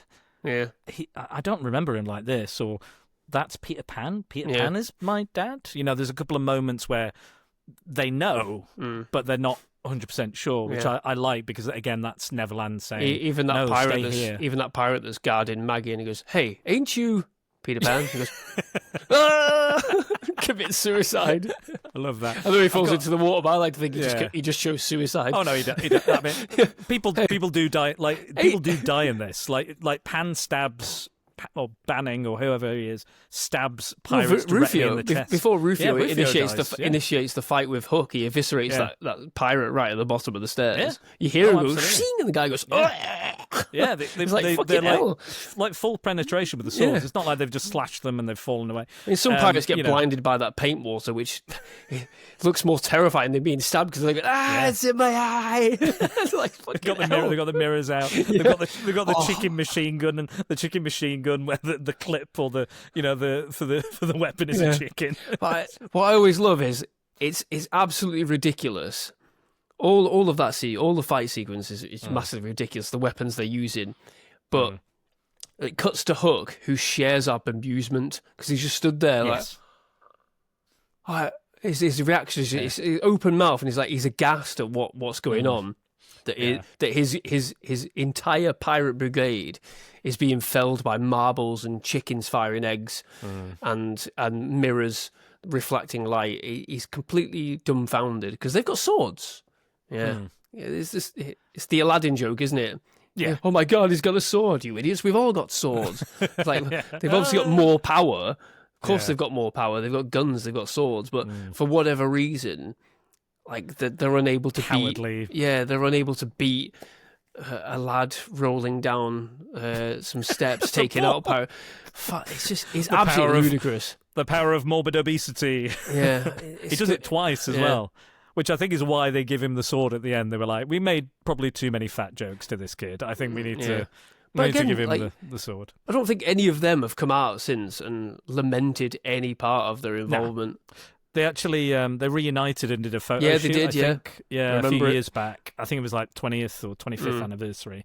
So all the Lost Boys got back together, and Dante Basco and all the other lads, and some. I think him and Don't Ask are like lifelong friends now. And then all the other lads have come in and done their own thing and stuff. But yeah, like. Again, like they seem to remember it quite fondly as we do. You know, the experience and those those times. And again, they got to go to Neverland in a very real way. They got to experience Neverland, which is however the film turned out, and however they're going to live with that and have that, and hopefully they won't forget it. Hopefully they'll take the lesson with them to not forget the time they had and the joy that film was brought to so many people. It's, you know, like, even though, like, I think they were really putting a lot behind this and hoping it was going to, like, save Hollywood at the time, or it was going to reinvigorate Hollywood, because they were like, all these great stars, you know, it's Peter Pan, it's Steven Spielberg, you know, it's all firing on all cylinders. Like, they put a lot into the marketing. I remember the toys, the action figures. I remember. I think I had a Hook action figure at one point. Yeah. Or a Rufio one. I definitely had a Rufio one. Yeah, I definitely had I think I had a Peter Pan, I think. Something like that. Or but, you know, there was so many video games. Years after the film had even come out, there was still video games coming out. And I found out there was like a side-scrolling beat-em-up. And I was like, Jesus, I need to play that. I need to find a way to play the Peter Pan Hook side-scrolling beat-em-up somehow. But there was other ones that were just kind of like platformers, or like, you know, Return to Monkey Island, kind of point-and-click adventure games and other stuff. But they really went kind of whole hog into it. I think it had a McDonald's or Burger King tie-in as well. So there was like stuff there as well. So I think like this may not have been the film that they hoped it would be. No, but I think it's extremely important to acknowledge that, like we said earlier on, what follows after this for Spielberg is two of the greatest films of all time. Yeah. And I think this film clearly has an importance in that regard, because, if it didn't work for him on this, that means he redoubled all of his efforts to make Jurassic Park as absolutely perfect as that is, and then Schindler's List as absolutely perfect as that is. They are both flawless movies. Yeah. They're both flawless, and if that's the legacy the Hook has, as being, it wasn't great. He laments a lot of things that went wrong with it. The output, it was stretched too thin. But by golly, it gave us two of the greatest films of all time that follow suit. Yeah, it's not a bad position to be. It's not a bad thing to think about, is it? No, if this was too perfect, if this was the perfect masterpiece, then would that change the outcome of Jurassic Park? Or could be. I don't know. Would it Schindler's List become later? Or, I don't know.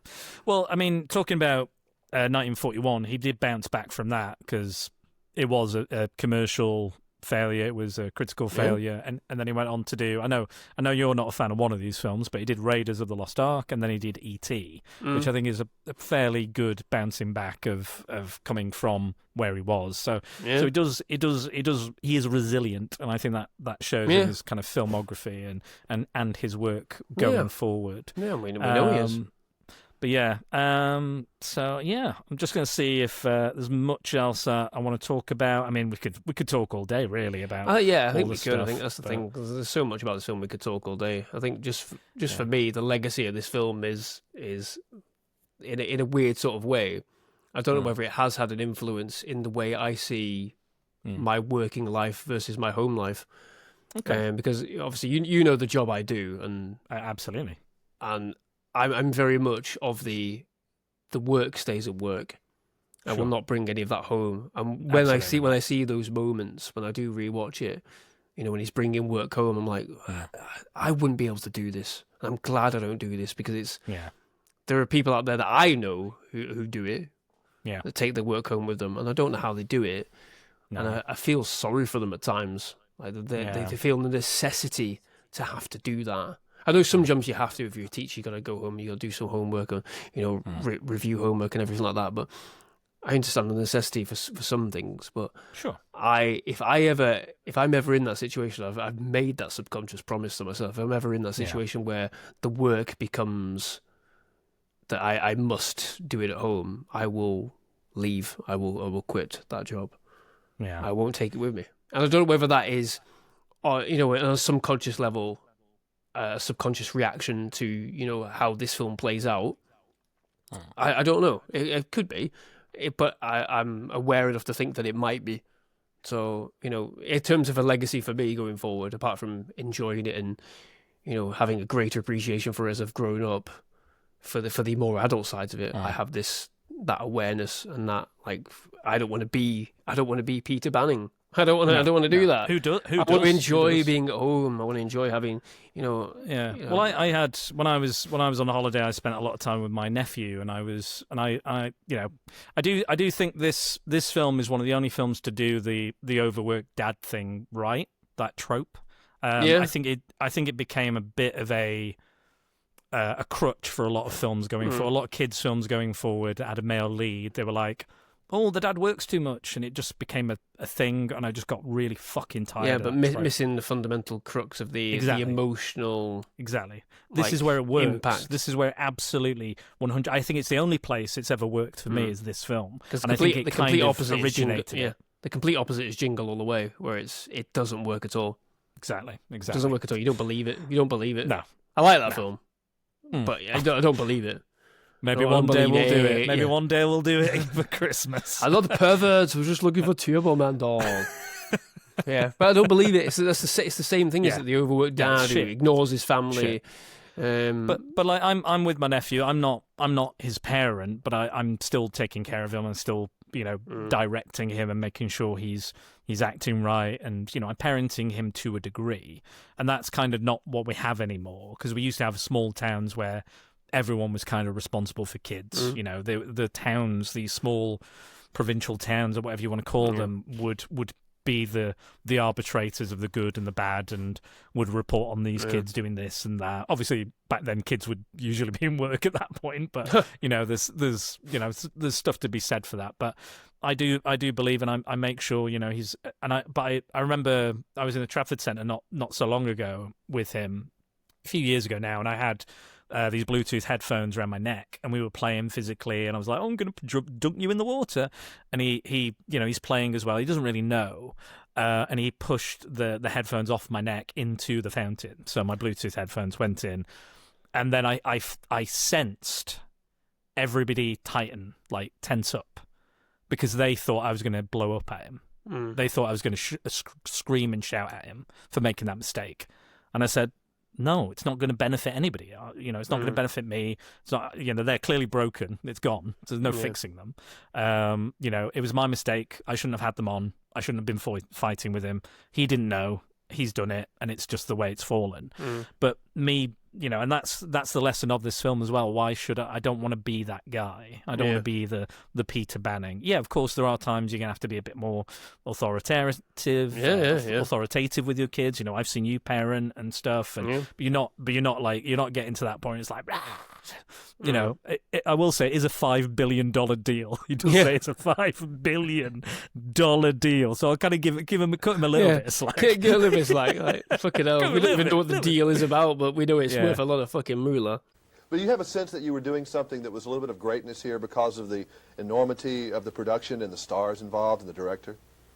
No, I just had a sense that something about it felt right, that it just felt fun, that the combination of people and the hard work people are putting in, and you can tell halfway through by the way the crew was responding to things. They said, guys, even when you see like guys grips and guys who worked a long time going, there's something that's really nice.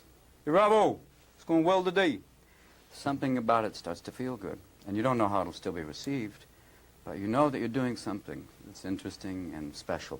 You don't know whether it's a classic, like you say, or you just know that there's something wonderful here by the feeling in it. It's like when you did Dead Poets. I knew when I saw there was a really kind of old, this guy was a driver. I don't know whether he was a teamster, but this guy was a really tough old guy, and he was watching the scene in Dead Poets, and he started crying. And the thing, when we were doing it, I went, there's something about this works. And I felt that with this, that there's fun, but at its core is his heart of Peter Pan, and also beneath that is about kind of childhood, the good and bad of it, and parenting too, both, which is why I wanted to do it. But again, that's why those scenes work, because Robin Williams he's really having to act in those scenes, because that's not him. He's really having to do a performance. And those kids, when he says, "Oh, I'm sorry," when he automatically goes, "Oh, I'm sorry," I was like, "Oh God," I recall that from my childhood as well. I have those same experiences where your dad's having a go at you for whatever. And that's why it's so powerful, and those scenes. And again, I think maybe you could have cut some of it. Like you could have cut, cut it down a little bit to get to the point, but they hammer it home, and it makes sense. I get why it's included. I do think the fat suit is shit, though. The fat suit they give him is crap. Yeah. It looks garbage. Every time he moves, you're just like, it's just a pillow. It's really awful. Yeah, that's like one of the things where I was like, that is so fucking awful looking. But is there anything else you wanted to talk? Oh, I wanted to talk about actually, Captain Hook's death. What the fuck happens there? Again, it just keeps it open, doesn't it? It keeps the mystery open. Yeah. Because we don't know where he comes from, do we? We don't know where he comes from. No, true. We don't know where he comes from. Does he ever really go? I don't know. It's part of the fantasy. It's part of the fairy tale, isn't it? I suppose, really. True. But I kind of wish there was more to it, or like, there was more of an explanation. Because he's such a good villain. He's such a good character. Even up until the end, like, he's still absolutely on form. Yeah. He is one of my favourite actors, Dustin Hoffman. Yeah. And I know he has a litany of allegations behind him. I appreciate that and understand that. I still like him as an actor. I liked Kevin Spacey as an actor. He has fucking horrific allegations. And he's just come out recently saying he's poor. I was like, oh, boo fucking who for you, Kevin Spacey. Boo fucking who. He's like, I'm performing in hotels and staying in hotels. Well, you're not fucking homeless then, are you? Piece of shit. It periodically just pops up. Usually at Christmas, he does like plays the guy from House of Cards and does like a video message. Like, just fucking go and disappear, you prick. Anyway, sorry. Go and disappear like Hook. Just go, get fucking sucked up into a giant crocodile. Then I won't question that. But that was the only. I forgot as well. I laughed as well when Nana barks Hook. That made me laugh. But again, it's part of that, isn't it? Like the dog's barking, and then Toodles is like, oh, Hook, Hook. It's part of the fantasy, in it. Part of the charm. Fairy it tale. still made me laugh because I forgot about it. Yeah, and because I was like, it's the dog barking Hook. Because there's a lot of open-ended sort of things you can look at, isn't there? Because obviously, sure. When Peter wakes up in the middle of the park, it's me. That is confusing as well. Again, but that's what I mean. Like for me, the ending, the dream logic, logic ending. Because Tootles does fly off, I think it kind of like makes you go, well, it must have happened then. But I would have preferred a bit more of a just end it where they're all together, happy and everything. We don't need to see the because Tinkerbell appears, doesn't she, and says, I'll be there in that space between when you're awake and you're asleep. So again, it's the dreamlike quality. So also, Tink's an adult woman. Has she always fancied Peter Pan, even as a child? Well, yeah. I mean, that's one of the weird things about it, isn't it? But again, I don't know. Is there something around that? Has Rufio always been a teenager? Is there a point where they do start to grow up? I don't know. But again, it's one of those, isn't it? I think it's not a be all and end all. But you might be onto something, because they do talk about, it's in the book and it's in this, and they talk about dreams and being awake and all that sort of stuff, and they never really explain how they get to Neverland. And it could be implied that Peter's fallen asleep. He's carried off like he's a baby.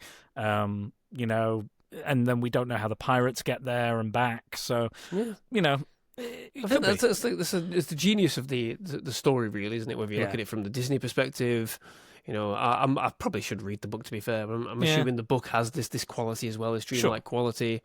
All the other films that have come since have this air of it being, a dream, or in a completely different place at a different time altogether.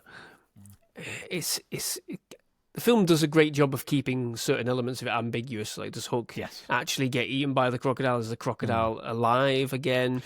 Yeah, it's purposefully vague, but in a good way. Yeah. And then there is that weird mystery, like, because they're all shocked that the crocodile's alive because it's dead. Of course, it's dead. Yeah, it does. So what is it? Is it Neverland fighting back? Has Neverland reactivated the crocodile to get rid of Hook once and for all? But you can't really balance the order. You can't really get rid of your great and worthy opponent, because you need the balance. There's a balance there. There will always be because Peter Pan's Captain Hook. gonna go away. Peter Pan is gonna go away. He says it. What would Neverland be like without Captain Hook? And there will always be a Captain Hook. So you've got to have this, which is why he's grooming Jack. So True. It's one of them, isn't it? True. Yeah. What was one more thing? Spielberg walked out of a screening in Texas. He said, I gave it 40 minutes with an audience, and then I got up and went out to my car. I fell asleep in the back seat of the limousine. There you go. Jesus. Here's a very touching fact as well.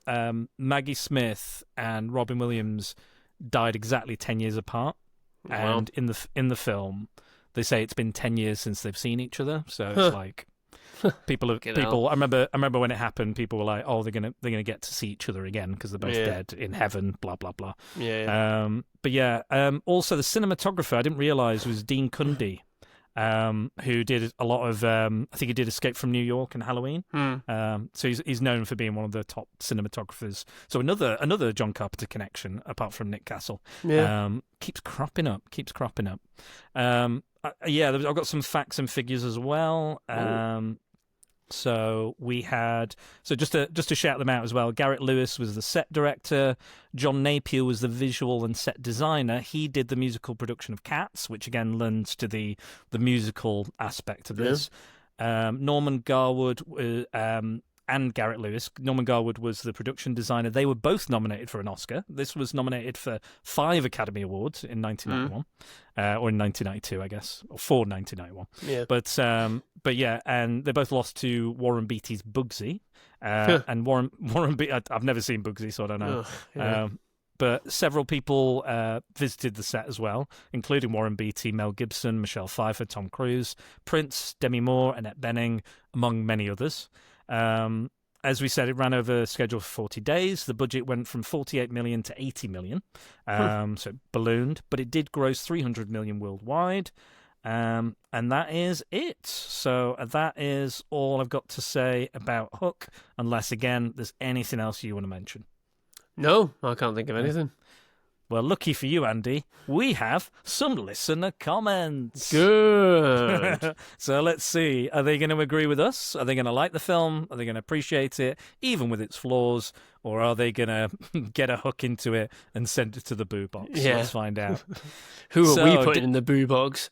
It might be the next comment, the next person who's making this comment. Derek Esoteric. So he's a grumpy old man.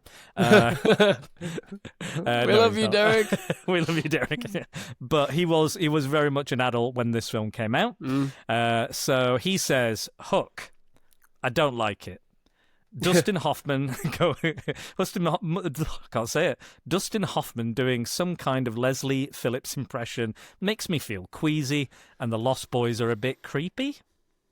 Not quite sure what he means by that, but so is he creepy to what he's doing because of what he's doing to the Lost Boys, or the Lost Boys themselves are creepy?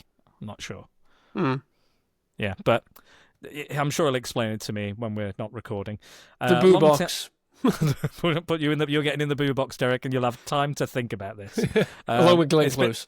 Yes, you're going in there with Glenn Close. She's still in there. Well, after hearing the reviews for her latest show, maybe she does need to go back in the boo box. Long time since I watched it. Okay, so he's not watched it again. He's not rewatched it. So we'll give you that. We'll give you that, Derek. You might find something in it. Long time since I watched it, though. So maybe I've misremembered, but it's actually a classic, although I don't like Tinkerbell's haircut. I don't believe in fairies. Yeah, nobody's keen on that. And she's a redhead. A lot of people had an issue with that. I guess it is the Pixie Dream Girl cut kind of thing going on, I guess. The hairdo. But he says, I don't believe in fairies. Oops, have I just killed one? So, yeah, I don't think he's a fan, Andy, of Hook. Boo box. Go to the boo box. Okay, Blake Biles, he says, family favourite was Do Not Tape Over. We must have originally seen it from that taping because I remember watching it years later and there was a whole intro we'd missed that got added into the lore. So many iconic elements that are in our family lore. Rufio, Bangarang, Kill 'em all, and Smee's me, and Paramecium Brain, etc. To this day, I won't see my siblings for years, but when we reunite, we stare at each other for a few seconds, searching, start running our hands across their face until a realization of warmth spreads across our own face, and we exclaim, "Oh, there you are, Peter." Which I think is quite sweet, really. So, yeah, big fan. I Am Jack's Musings. It was definitely on rotation back during my childhood. I watched it for the first time in a couple of decades a few years back and found it a mixed bag.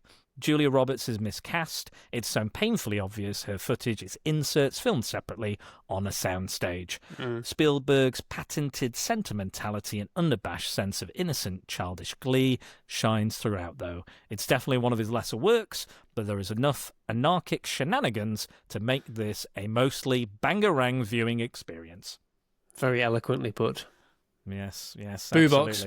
You're going to everyone to the boo box. Even you, Blake, you'll go to the boo box. Everyone's going to the boo box. Everyone's going to the boo box. So Lee on the Discord, he said, I need to rewatch it, but I can't get myself to do it. I'm not the biggest fan of Robin Williams. Boo box. Definite boo box. You're going in there, Lee. Boo box.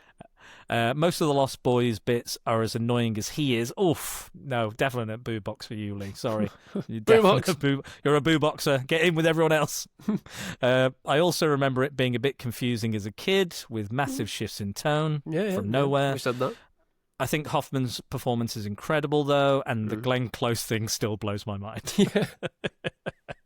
You redeemed yourself there, but get in that boo box. You pulled it back. You pulled it back. You're in the boo box. Everyone's going in the boo box.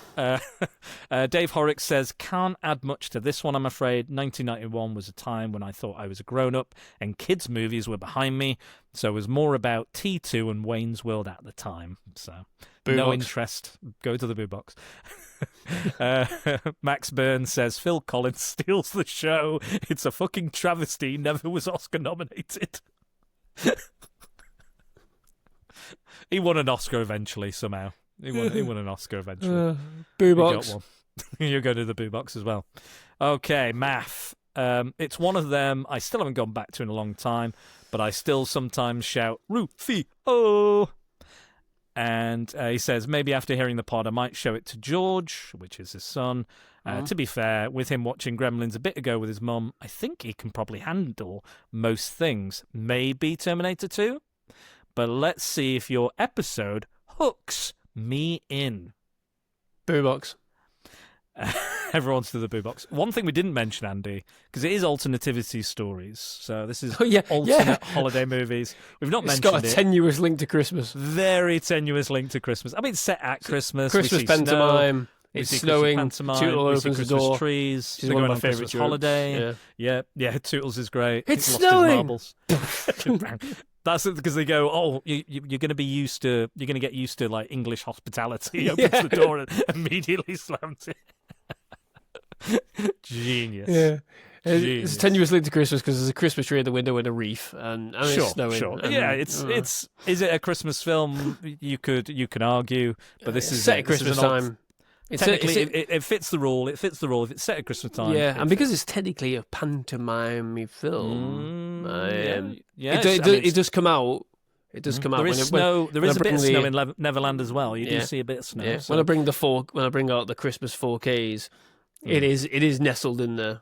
Is it? Yeah. So it does come out when we watch it. So you kind of consider it a Christmas film yourself, then. So it is with Scissorhands. Weirdly, I can see that. Christmas tenuous links to Christmas. Yeah. I think it's on my list. I think it's Edward Scissorhands. I think is on the list. But it's not the most Christmassy, but I think again it's all about kind of family time and family bonds, and getting along with your family. So it's a wafer thin, the innocence and the magic. So it's there. I think it's there. That's why. I'm going to the boo box. I'm going to the boo box. Everyone goes to the boo box. Boo box thinking this is a Christmas movie. Everyone goes to the boo box. But yes, I think it is indeed a bangarang film, despite the holes and the problems that people may have issue with, that I don't agree with, or the ones that are genuinely there and that I do have issue with. I think there's far more benefits to this film than negatives, and positives to negatives. Yeah. And I'll always enjoy it. I think it's got a special place in my heart. It's fun. It's got adventure. It's a kids film that has an edge to it as well, which I like. I appreciate that. I'm glad it's not a safe kids film. And why not? I can enjoy it. I think you can enjoy it. If you are a Peter Pan fan, if you are not a Peter Pan fan, I think you can get on board. Performances are there, score is there, set design, costuming, just all of it is massively on point for me and makes it a dream to watch, if you will. Very good. Yes, I agree completely. But Andy, what are you doing this Christmas? What have you got coming up? What are you doing? You've just done. Did you do a review on Running Man? I think I did. Yeah. It's all right. It's not going to change the world. Fair enough. We'll probably forget about it at some point. Yeah. Doesn't seem to be lighting the world on fire, unfortunately. No, it doesn't. But there's a lot of that, isn't there? Yeah. Same with any film, I think, at the moment. Yeah. I mean, I obviously watched Predator as well. Did a review on that. You did Badlands. Yeah. Again, I wasn't that enamoured by it. So yeah, I think it's a weird time of year for movies, isn't it? I think it's a bit of a weird time of year. So I just again, like I do always, I just take it as it comes and see what there is and watch what I can. I know the new Silent Night, Deadly Night is coming out, but I don't know if that's necessarily your bag. But I know that's. I didn't watch I've not watched the first one yet, if I'm being honest. So yeah, no. I mean, I would watch it, but that's the only one I can think of that's coming out in the near weeks. Isn't that that's coming out of a bit of an awkward time for David Harbour, though, isn't it? Oh no, you're not. No, it's not that. Am I thinking about the wrong? You're thinking Violent Night. Fucking hell, yeah. Silent Night, Deadly Night 2. That's who's the actor? So it's a slasher movie. It's a slasher movie, and they're remaking it basically. Yes, fucking hell, yeah. Of course it is. Yeah. But, shit. Yeah, it's coming out quite soon. So there's an idea if you're struggling for anything to do. Or, there's Wicked as well. Full Good. That's coming out, isn't it? Or it's been out. It's out now. I've not seen the first movie. The first one. I'm a staunch. I liked the theatre show, so I don't need to see the movie. Yeah, I didn't see the show, but I know the soundtrack fucking off by heart because every tour I ever did as an actor, they would fucking play it repeatedly, and even I knowing all the songs, knowing the plot, still enjoyed it. So I'm gonna check out the second one. I've not heard the best things about it, but I'll give it a go. I'll see how it ends. I just don't do musicals really. No, that's fine. They are not my cup of tea. I'm with you. I'm not a big musical fan. Yeah. So when one I enjoy comes along, it's very rare that I'll dip into it and enjoy it. So I'll tell you what is coming. Sisu Road to Revenge. Oh, yeah, I saw that. Yeah, I was gonna ask you if you did because you did the first one. I will be checking that out. I keep forgetting. I'm just seeing it there on the release calendar. So I will be. That'll be a good one. That'll be a good one to do. I haven't watched the first one yet, but I'm tempted. I was tempted after hearing your review. I will be watching that, and then again we'll just see what comes out over. I think Stephen Lang. Yeah, I think Stephen Lang's in it. I think he's the villain in it. I think. Yeah, I saw Avatar: Way of Water when I was on the plane in Florida on the way back. Have you forgotten about it already? No, I remember it. It's fine. It looks great. The story's fine. It doesn't need to be 3+ hours. I'll say that. They're a weird bunch of films, aren't they? Because they don't live in perpetual existence in the zeitgeist. They come and they go. Yeah, and then it's a weird phenomenon. They make a load of money and then they disappear. Yeah. The new one's coming out relatively soon as well, I think. Avatar, Fire and whatever. December 19th. Oh, there you go. I just find it's a bit weird. I don't know what it is. They come and they go.